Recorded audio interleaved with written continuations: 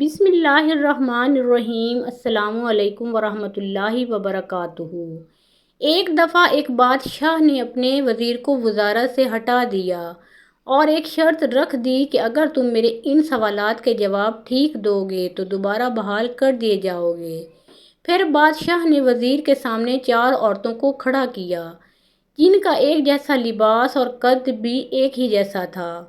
بادشاہ نے کہا کہ ان میں سے ایک عورت کنواری ہے، دوسری عورت شادی شدہ ہے، جبکہ تیسری عورت بچے کو دودھ پلانے والی ہے اور چوتھی عورت حاملہ ہے۔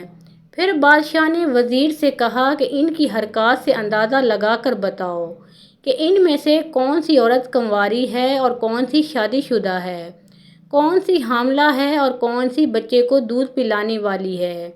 وزیر نے 4 عورتوں کی حرکات کا غور سے معائنہ کیا اور ان سے گفتگو بھی کی۔ پھر وزیر نے 4 عورتوں کو الگ الگ کر کے بادشاہ کو ٹھیک ٹھاک بتا دیا کہ کون سی عورت کیا ہے۔ بادشاہ حیران ہوا اور وزیر سے پوچھا کہ تجھے کیسے پتہ چلا؟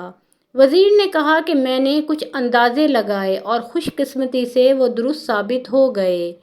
ایک عورت بار بار اپنے پیٹ پر کپڑا ٹھیک کر رہی تھی تو میں سمجھ گیا کہ یہ حاملہ ہے، جبکہ دوسری عورت بار بار اپنے سینے پر ہاتھ رکھ رہی تھی جیسے درد ہو رہا ہو۔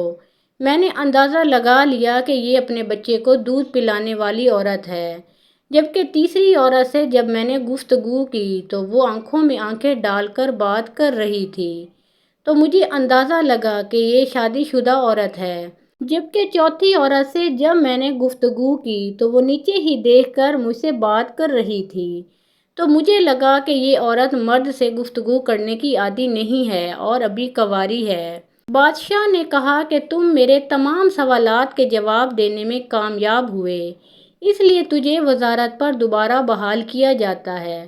محترم ناظرین، اسلامی واقعات اور سبق آموز کہانیاں سننے کے لیے ہمارے اس چینل کو سبسکرائب کریں۔